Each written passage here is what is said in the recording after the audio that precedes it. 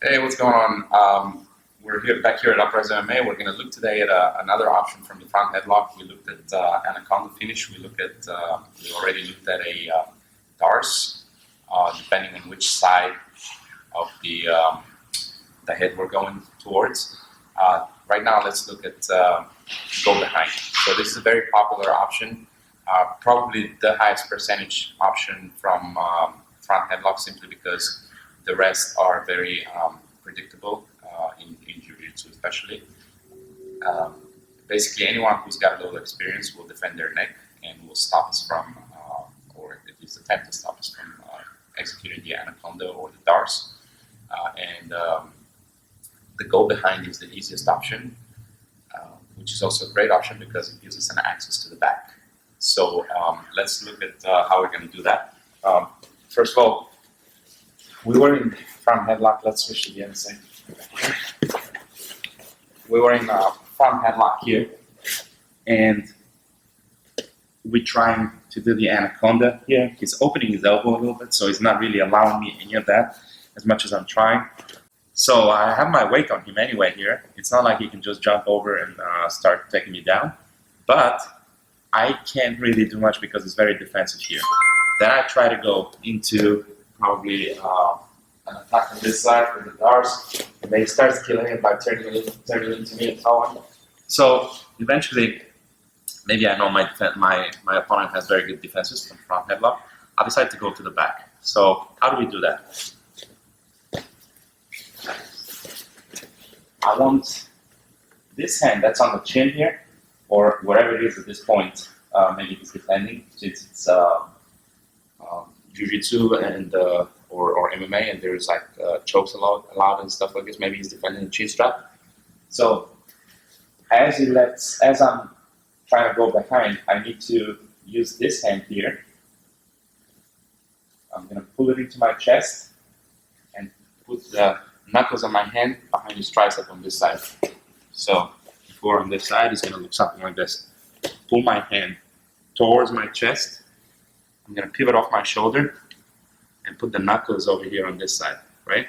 Then the hand that was on the tricep is gonna go to the other side, to the hips, as I run around, right here. I could stop here and try to bring him down this way, or I could make a full circle. And as I do my go behind, make a full circle and go around this way, same elbow, as we go down. So let's do it facing this way, like this, yes. So basically what I'll do is, I take this hand over here, I'm gonna pivot on my shoulder, bring this hand towards my chest, and I'm gonna put the knuckles on his tricep. The other hand that was already holding the tricep is gonna go around and block the hip or behind his butt. I personally like to go around the hip. I feel there's more control that way. So from right here, hand to the chest, then knuckles to the tricep. This hand releases and goes around as I run around. Then I continue my run. I come to this side and I bring him to an elbow and hip. If he falls down to his shoulder, then he pretty much accepts the pin. We assume that he's going to stay on his elbow here because that gives him more mobility to jump right back up. So as I bring him down to the elbow, I sneak my knee in this hole. I get my seat belt, my chest back to his back. I get my head as close to his head as possible. And then from here, I start sitting down and taking the back. Okay? One more time. From the same angle. We're in front headlock here. We're trying to get to the anaconda. We're trying to get some kind of submissions.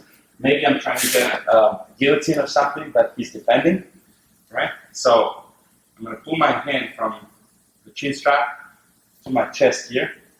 The other hand is going to release as the first hand, as my right hand goes knuckles to the tricep. Go around. I keep going around until I can spiral, bring him down. I sneak my knee in this hole here. This hole is always going to be here. There's no way it's going to be on the elbow and hip without having this hole available for us. I sneak my knee as I get my seat belt. I'm tight on his back with my chest. My head as close to his head as possible for more control. And then I start sitting on my left butt cheek here. I don't want to fall back on my back, onto my back. I want to fall on my butt cheek. Right now, I have very good control of him, pretty much regardless of what he tries to do. I am in control here. Now I can start throwing my first hook, and then roll over to this side, and get my second hook or body lock.